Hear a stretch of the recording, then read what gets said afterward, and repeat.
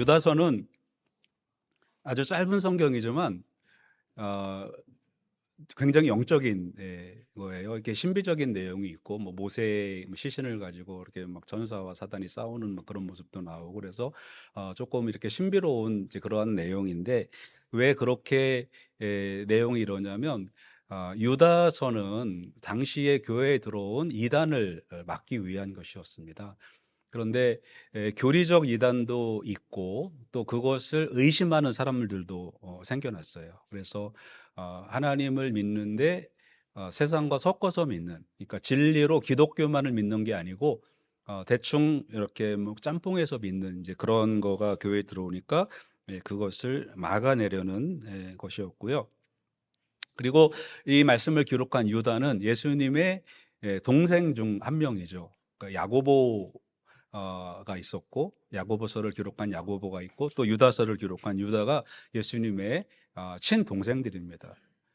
이런 그분들을 우리가 이제 사도라고 원래는 부르지는 않지만, 12사도만 원래 사도라고 부르잖아요. 그런데 12사도 말고 뭐 바나바나 그 다음에 야고보, 유다 같은 분들을 우리가 사도로 이게 조금 더 광의적으로 봐서 사도라고 부르는데, 그런 의미에서는 이 유다 역시도 사도라고 우리가 볼 수가 있겠습니다. 근데 이분들은 그 예수님을 이렇게 보고 믿은 분들이잖아요. 그러니까 우리처럼 듣고 믿은 믿음이 아니고 보고 믿은 믿음이기 때문에 그 말씀에 대한 간절함이 있는 분들이에요. 그래서 잘못 믿는 거에 대해서는 그것을 단호하게 얘기하고, 그래서 진리 안으로 들어오기를 바라는 그러한 마음으로 기록을 했습니다. 우리 기독교는 참 신비로운 종교죠. 그런데 이게 신비라는 것이 사실은 인격적 신비가 돼야 됩니다. 근데 물리적 신비를 추구하면 신비주의에 빠지게 되고 기독교의 참된 신비를 체험할 수가 없어요. 물리적 신비는 뭐 기적이 일어나고 이제 그런 거를 말하잖아요. 그런데 이제 그런 신비가 일어나기도 하고, 어떤 뭐 간증 같은 거를 이렇게 들어보면, 이제 워낙 유명한 분들이 하는 간증을 들어보면 뭐 아프리카에서 버스를 타고 반군들에게 쫓기는데 그 버스가 어떤 그 도로로 들어갔다는 거예요. 그래서 이제 도망갔어. 근데 나중에 나가고 보니까 버스보다 길이 좁아. 뭐 그런 게 있는데 저는 그런 거를 이렇게 하면은 다른 데로 돌립니다. 그런 그 물리적 신비도 뭐 그거를 제가 뭐 거부한다 이런 것보다도 물리적 신비는 우리에게 어떤 계속 그 신비를 신비주의로 빠지게 만들어요. 근데 우리 기독교의 신비는 우리가 예수 믿고 구원받은 게 신비입니다. 우리가 어떻게 우리 같은 사람이 예수 믿고 구원을 받습니까? 예수님이 이 땅에 오시고 하나님의 아들을 보내시고 이런 것들이 신비죠. 그래서 우리의 신앙생활은 그런 물리적 신비주의에 너무 집착하지 마시고, 우리가 이 신앙의 신비를 우리가 생각을 해야 됩니다. 그러기 위해서는 우리가 먼저는 이 말씀을 정말 깊이 생각을 해야 됩니다. 무조건 성경이 중심이 돼야 돼요. 성경을 정경이라고 하는데 정경을 캐논이라고 합니다. 이 캐논은 잣대라는 말이에요. 그러니까 성경은 이 자가 되어서 성경에서 벗어나면 이단이고 성경 안에 있어야만 참된 믿음이라는 것입니다. 그래서 우리가 모든 우리 신앙생활의 기반에 성경을 두고 그 다음에 쌓아 나가야 됩니다. 성경이 왜 그러면 중요한지 제가 좀 간단하게 몇 가지를 좀 소개해 드릴게요. 성경은 역사적인 기록이라는 겁니다. 다른 종교들은 역사적 기록이 전무합니다. 사실은 없다고 보셔도 됩니다. 불경이나 아니면 유교의 어떤 경전이나 도교의 경전들은 역사적 기록이 하나도 없어요. 그냥 교훈이나 가르침, 철학 같은 내용들입니다. 그런데 성경은 역사적 가르침이 그 안에 들어있어요. 그래서 역사학자들이 다윗이나 솔로몬은 실제 인물이 아니고 전설의 인물이다. 한국의 이제 뭐 단군 같은 이제 그런 분이겠죠. 박혁거세 같이 말에서 태어난 뭐 그런 존재라고 사람들이 생각한 거예요. 그런데 텔단 비석이 발견이 됐습니다. 텔에 있는 단이라는 비석이 텔 단이라는 에서 비석이 발견이 되는데 거기에 다윗에 대한 기록이 있는 거예요. 그러니까 성경은 어떤 그 옛날의 전설이나 뭐 신화를 기록한 게 아니고 역사를 기록했다라는 겁니다. 그리고 성경은 아마 수천의 필사본들이 있습니다. 보통 불교의 경전들, 옛날의 고대 경전들은 뭐 유교도 마찬가지고 필사본들이 많지가 않아요. 없어요. 거의 없다시피 합니다. 원래 경전이 있다고 치고 그다음에 그 필사본이 뭐 500년, 600년 후에 뭐 일리아노 하는 그런 것도 원래 원본이 있고 그 후에 한 뭐 100년, 500년, 700년 후에 필사본이 나와요. 그런데 성경은 기록되자마자 필사본이 나오기 시작합니다. 그래서 사도 바울이 편지를 보내고 마태, 마가, 누가복음을 쓰면 그것이 교회로 도착을 하면 바로 그거를 베껴 쓰는 거예요. 그러다 보니까 그 원문이 얼마나 정확히 보존이 되겠습니까? 그러니까 성경은 바로 그 역사를 기록한 겁니다. 그 다음에 성경은 성취라는 거예요. 성경은 예언과 성취의 과정이 있죠. 예수님이 이 땅에 오시는데 창세기 3장 15절에 여자의 후손이 오겠다. 그 다음에 이사야 선지자가 처녀의 몸에서 메시아가 올 것이다. 그리고 마리아를 통해서 처녀에게서 아들이 나왔습니다. 이렇게 예언과 성취의 과정이 있거든요. 그래서 성경을 읽다 보면 구약을 자세히 읽다 보면 내가 지금 신약을 읽고 있는 건가? 예수님의 그 삶을 읽고 있는 건가 싶을 정도로 구약에는 신약의 내용이 고스란히 그대로 들어 있습니다. 그 뭐 예언이기 때문에 그래요. 성취됐기 때문에 그렇습니다. 그리고 성경의 예언 가운데 신명기에 보면 너네들이 세계의 땅끝까지 흩어질 것이다. 그러나 내가 다시 모을 것이다. 그런 내용들이 신명기에 나오잖아요. 근데 지금도 이 전쟁 중에도 알리야가 진행이 되고 많은 유대인들이 지금도 그 땅 끝에서 이스라엘로 모아들고 있습니다. 성경은 1600년 동안에 440여 명의 기록자들이 기록한 겁니다. 그런데 그 내용이 너무나 논리적이고 충돌되는 게 없다라는 것입니다. 이처럼 성경은 우리에게 진리를 전해주죠. 그리고 성경이 진리인 것을 보여주는 뭐 가장 강력한 증거라고 한다면 남 얘기가 아니고 내 얘기예요. 변화되는 겁니다, 사람들이. 노숙인 사역을 하다 보면 우리도 모르는 사이에 어떤 사람들의 변화가 있는 거를 나중에 알게 됩니다. 저희가 울루물루에서 사역을 할 때 그때는 저희가 매주 사역을 나갔었고 그리고 그때는 지금처럼 하지 않고 우리 영어하는 사람들이 그 노숙인들을 한 명씩 데리고 이야기를 나누고 뭐 저도 못하는 영어지만 어떻게든지 가서 이야기를 해보려고 하고 그래서 저도 그 마약을 시작한 청년 하나를 집으로 돌려보냈어요. 캠벨타운에서 하는 청년 하나를 집으로 돌려보낸 그런 기억도 있고 또 스코틀랜드에서 어려서 팔이 하나가 없는 장애를 갖고 있는 분이 호주로 입양을 왔습니다. 근데 불행하게도 입양을 와서 학대를 당한 거예요. 그러면서 불우하게 자라고 사고를 이제 계속 치는 겁니다. 근데 하루는 저희에게 와가지고 자기가 참 기특하대요. 생각해봐도 자기가 6개월 동안 감옥에 안 갔대요. 6개월 동안. 근데 보통 자기가 한 달에 한 번씩 감옥을 왔다 갔다 해야 되는데 6개월 동안 안 가고 있는 거예요. 우리가 이제 거기 가서 그 사람들하고 이야기하고 대화 나누고 하면서 그 마음의 변화가 일어나는 겁니다. 그러니까 복음을 접하면 그냥 뭐 감옥이 내 집인지 아니면 내가 사는지 뭘 노숙이니까 집은 없지만 그냥 감옥이 내 집이라 생각하고 살던 사람도 감옥을 안 가게 된다는 거예요.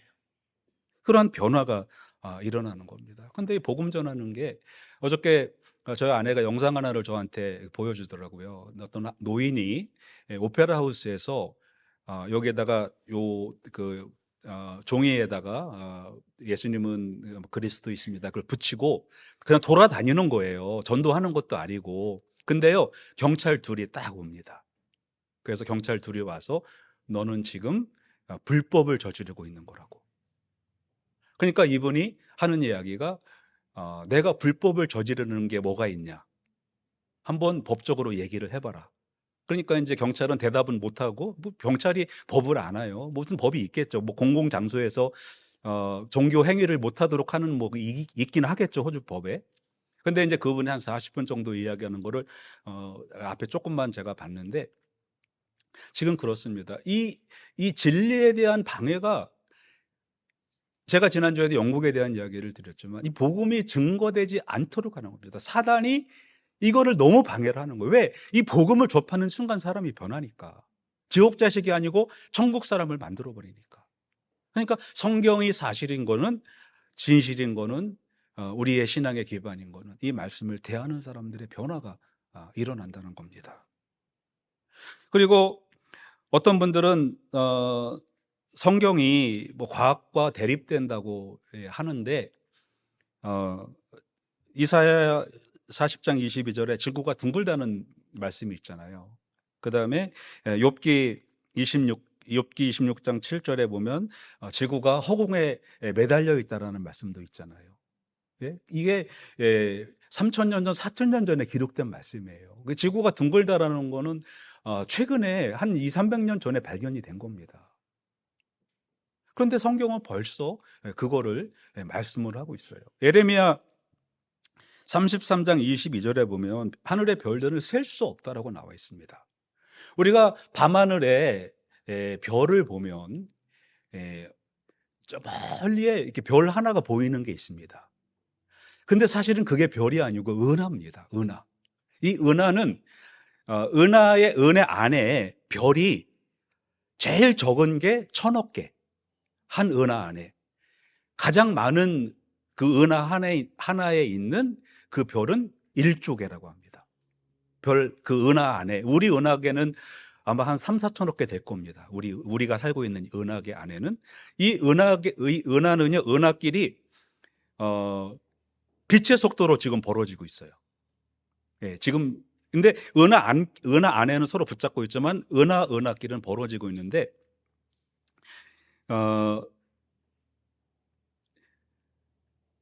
어떤 별이 있는데요, 그거는 별이 아니고 은하입니다. 여러분들이 밤하늘을 보시면 별처럼 보이는 게 있어요. 그 별이 그 안에 크게는, 많게는 별이 1조 개가 모여 있는 게, 우리가 보는 거는 여기에서 보면 하나처럼 보이는 거예요. 어마어마하지 않습니까? 사막, 해변 이런 데 있는 모래알 다 합친 숫자의 10배가 되는 숫자가 우주 안에 있는 별의 숫자라고 합니다. 그거보다 더 많대요.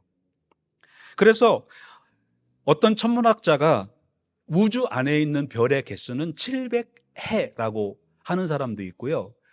무슨 말인지 모르죠. 700해가 뭔지. 그 다음에 어떤 천문학자는 그게 아니고 더 많다, 2000해가 있다고 합니다. 자, 1, 10, 100, 1000만, 10만, 100만, 1000만, 억, 10억, 100억, 1000억, 그 다음에 조, 그 다음에 경, 그 다음에 해. 그 다음에 뭔지 아십니까? 계속해서. 근데 해, 양, 대, 양, 해 이렇게 해가지고 계속 올라가거든요. 근데 사실은 천문학자들이 우리가 갖고 있는 수의 개념을 다 동원해도 별의 개수를 헤아릴 수가 없다라고 이야기를 한다는 거예요. 그러니까 이런 과학도 성경과 충돌이 되는 게 아니고, 이미 예레미야 선지자는 하늘의 별 셀 수 없어. 근데 천문학자들이, 그 당시 천문학자들은 무슨 말이야, 내가 세봤는데 3,000개인데 아니야, 조금 더 세보니까 6,000개야. 망원경이 발견되니까 7,000개가 발견이 됐습니다. 그래갖고 천문학자들은 성경이 틀렸다고 얘기했어요. 근데 지금은 허블이나 이런 제임스 웹으로 보니까 우주는, 별은 셀 수가 없다라는 거예요.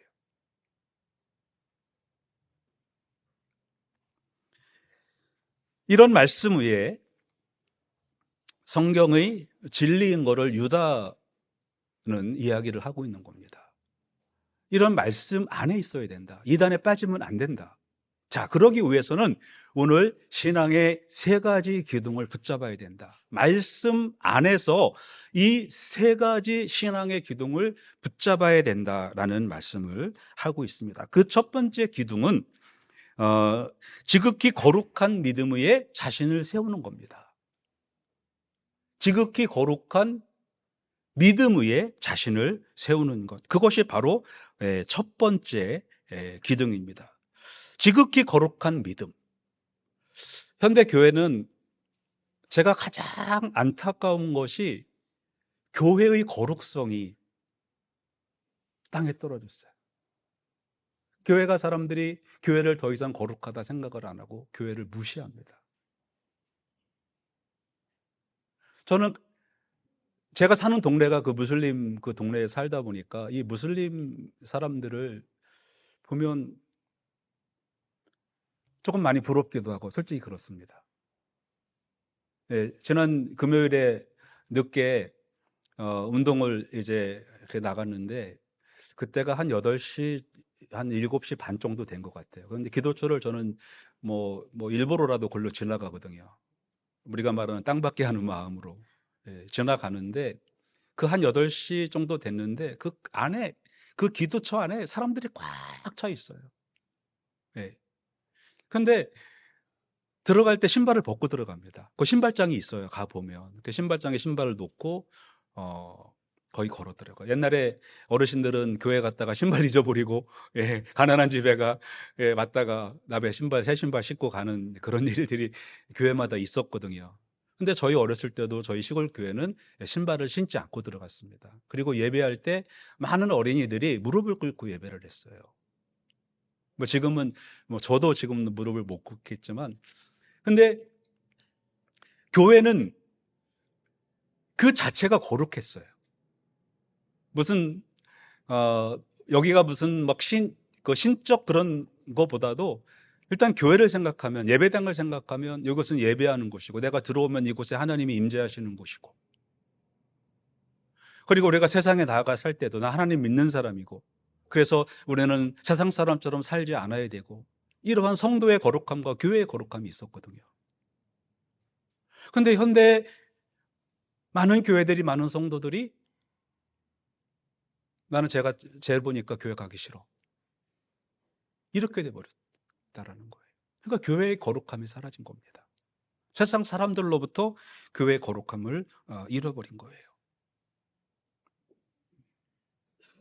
친구라는 영화 여러분 보셨죠? 거기에서 그 유호성이 그 장동건을 죽이지 않았는데 죽였다고 이제 감옥에 갔는데 다른 친구가 와서 너 왜 그랬냐? 그러니까 얘가, 유호성이 하는 이야기가, 야, 쪽팔리잖아, 그런 얘기를 했습니다. 왜 쪽팔리냐면 내가 건달인데 변명이나 하고 회피나 하고 그 건달로서 그냥 내가 쿨하게 내가 했다 그러면 되잖아. 이 건달들도 여러분 자신의 거룩함이 있습니다. 쪽 안 팔리려고, 변명 안 하려고. 근데 현대 우리 기독교인들, 좀 표현이 좀 너무 거칠지만 세상에 쪽팔려서는 안 됩니다. 우리는 이 성도의 거룩함을 가지고 있어야 됩니다. 이 거룩함이라는 것은 바로 그런 거예요. 그리고 거룩함이라는 것은 지적 동의에 머물러 있는 것이 아니라는 것입니다. 나는 예수를 믿어. 그리고 유다서를 기록할 때 성도들이 예수는 믿는다고 지적으로 동의해놓고 살기는 엉뚱하게 사는 거예요. 지금 로마서의 말씀 지금 계속 해나가고 있는데, 로마서에 기록되어 있는 그 유대인들처럼 그렇습니다. 하나님 믿는다고 지적으로 동의는 해놨어요. 그러나 실제로는 삶에서는 그것을 믿어내지 않는다는 것입니다. 현대의 구원파처럼 믿는다고 이야기를 하면 구원을 받았다는 거예요. 근데 어디 성경에 그런 말씀이 있습니까? 그리고 이 거룩한 믿음은 하나님과의 관계를 견고하게 하는 것입니다.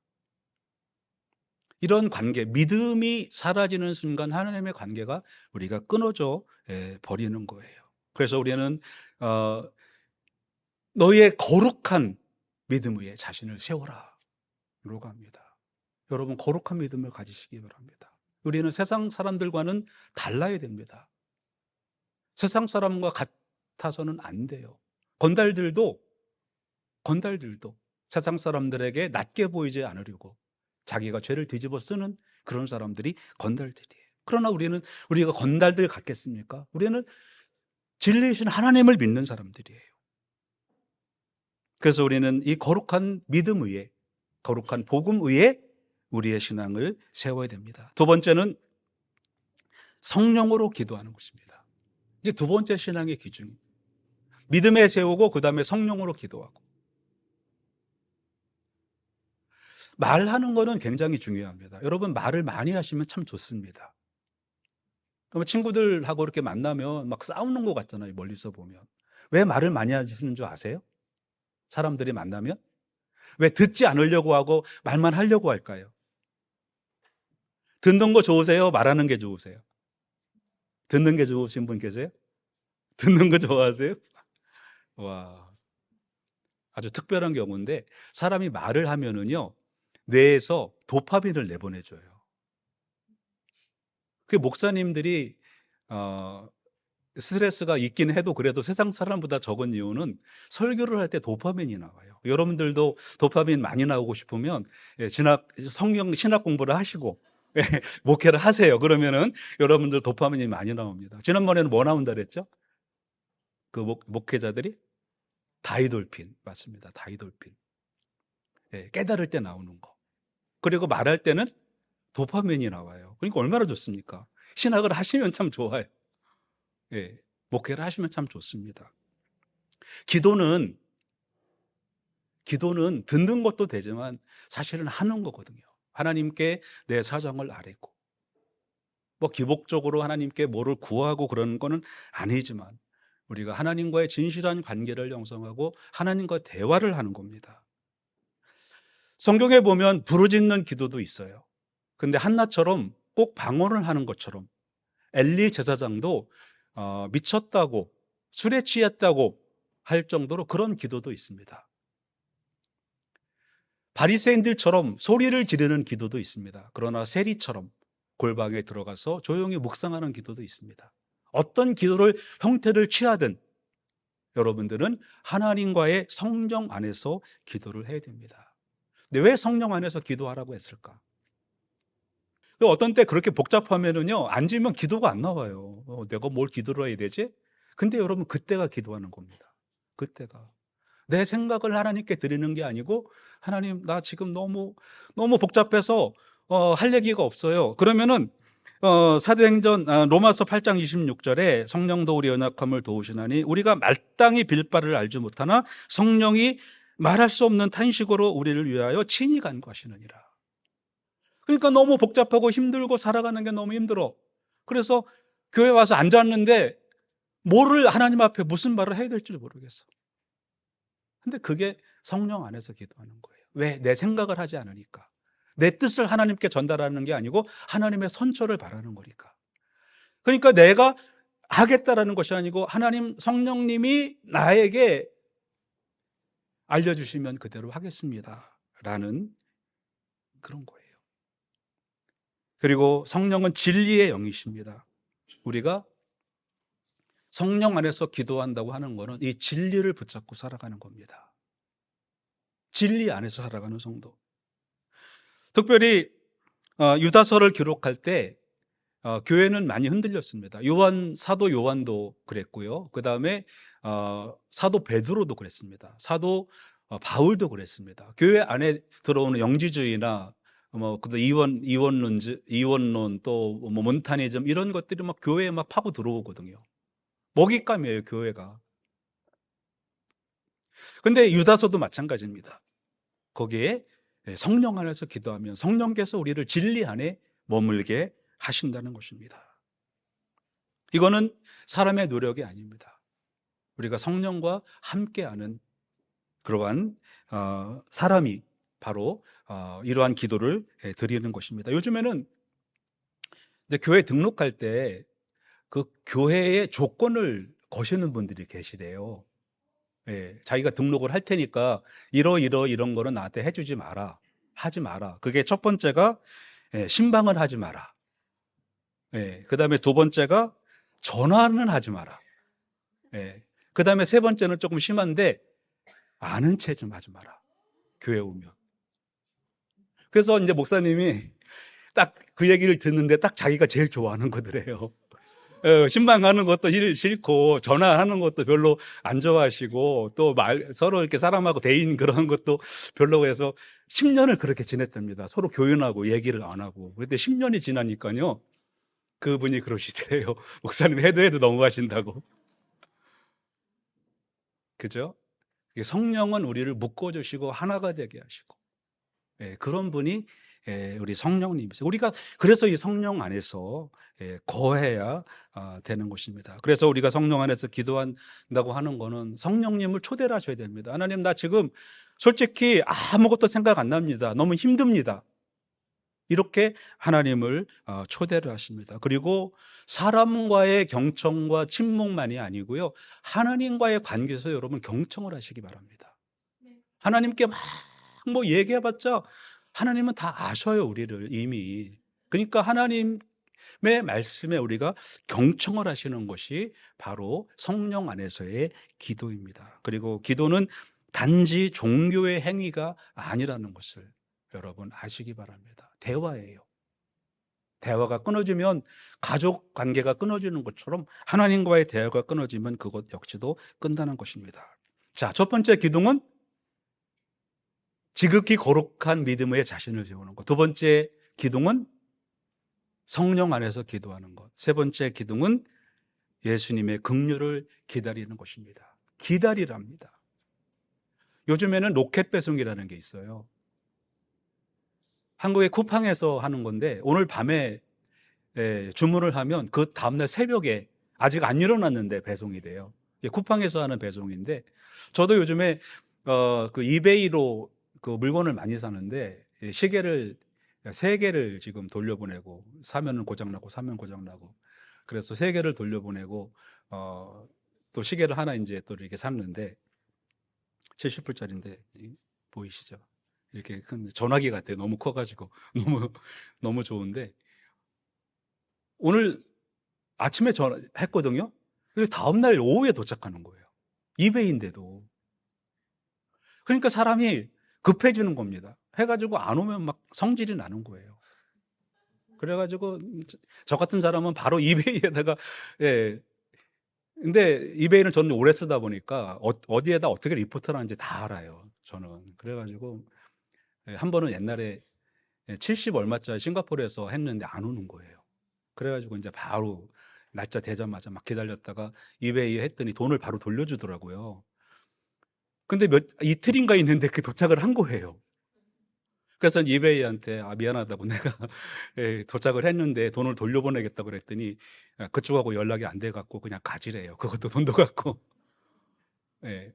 근데 막 사람들이 서둘러요. 근데 이게 서둘러 될 일이 없다라는 것입니다. 서둘러 될 일이 없다라는 거예요. 한국 사람들 참 급한 사람이죠. 뭐 저도 이제 그런 세대에 자랐고 아마 지금도 그럴 거지만 12시까지 뭐 11시까지 야간 자습하고 그다음에 또 집에 가서 잠깐 자고 새벽에 5시에 또 일어나서 학교 와서 또 아침 자습하고 그리고 공부하고 그런 세대잖아요. 그렇죠? 근데 옛날에는 잠을 안 자는 것이 잘 사는 그 비결이었습니다. 급훈이라는 거 여러분들도 아마 그런 거 해보셨죠. 그래서 5분 덜 자면 미래의 아내의 얼굴이 바뀐다. 뭐 그런 게 막 있었어요. 네. 그 다음에 잠은 죽어서 자자. 네, 뭐 그런 게 급훈이었습니다. 근데 여러분 이거 아십니까? 네. 아침형 인간이 있고 저녁형 인간이 있잖아요. 근데 아침형 인간 중에서는 폭군들이 안 나온대요. 네, 그거는 역사적으로 심리학자들이 한 건데 증명을 한 건데 역사적으로 폭군들은 저녁형 인간들입니다. 왜 그 사람들은 잠을 안 자요. 잠을 안 자. 그러니까 폭력적이에요. 저 같은 사람은 밤 9시만 되면은 막 정신이 없어요. 얘기하다가도 이렇게 침대에서 저희 아내가 이렇게 얘기를 하면은 내가 이제 뭐 얘기를 하잖아요. 오늘 애들 어땠어? 그러면은 어땠어? 하고 집사람 얘기를 할 거 아니에요. 그럼 저는 이미 이제 예, 없어요. 저는. 근데 이제 새벽에 일찍 일어나거든요. 뭐 4시만 되면 눈이 떠지는데 서둘러 될 게 없다라는 겁니다. 잠을 안 자면 안 되는 거예요.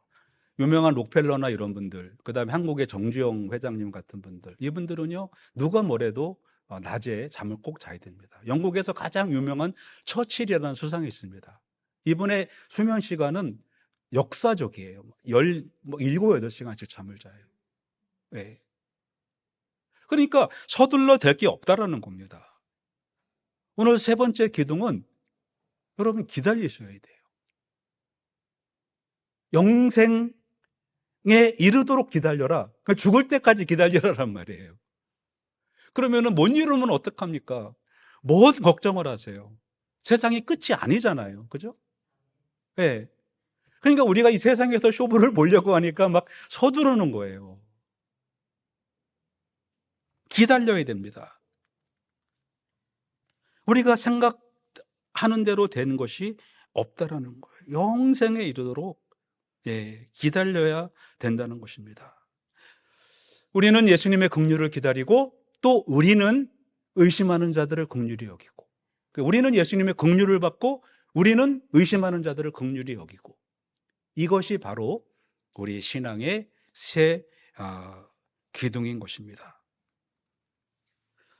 이제 오늘 제가 이거 마지막 절 22절 말씀을 본문에 넣을까 말까 이제 고민을 하다가 이제 본문에 이거를 넣었어요.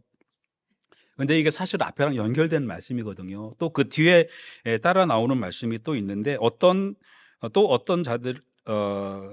자를 불에서 끌어내어 구원하라. 이렇게 이제 23절 말씀에 또 나오거든요.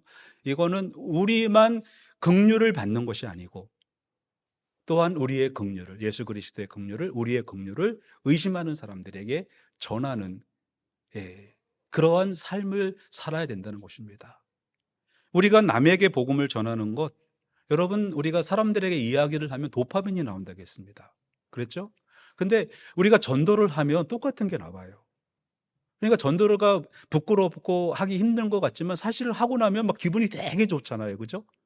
그게 바로 내가 말을 했기 때문에 내 안에서 도파민이 나오기 때문에 그래요. 근데 진리를 전하는 거잖아요.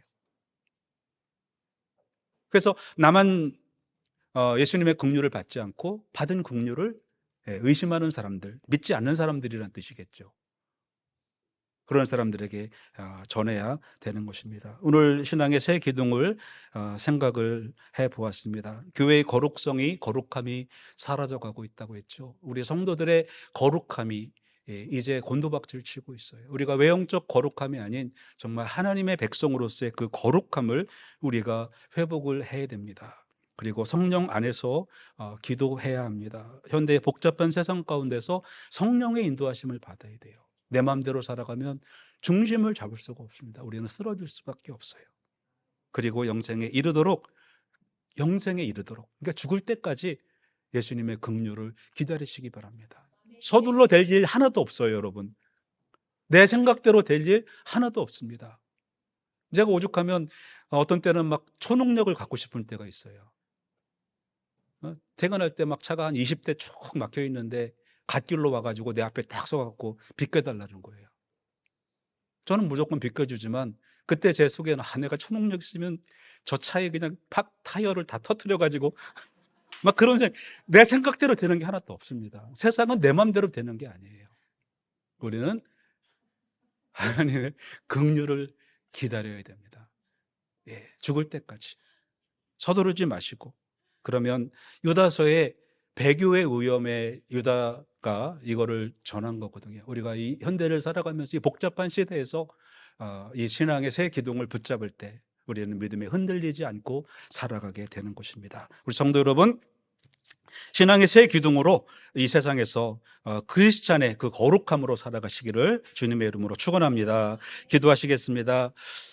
하나님, 오늘은 신앙의 새 기둥을 생각해 봤습니다. 거룩한 믿음 위에 우리의 신앙을 세우고, 그 다음에 성령 안에서 기도함으로 신앙을 세우고, 그 다음에 우리가 영생에 이를 때까지 그리스도의 긍휼을 기대하면서 이 땅 가운데 살아가는 동안에 하나님, 정말 신앙의 사람으로서 믿음으로 거룩함을 가진 신앙의 백성으로 살아 승리하는 우리 모두가 되게 하여 주시옵소서. 예수님 이름으로 기도드립니다. 아멘.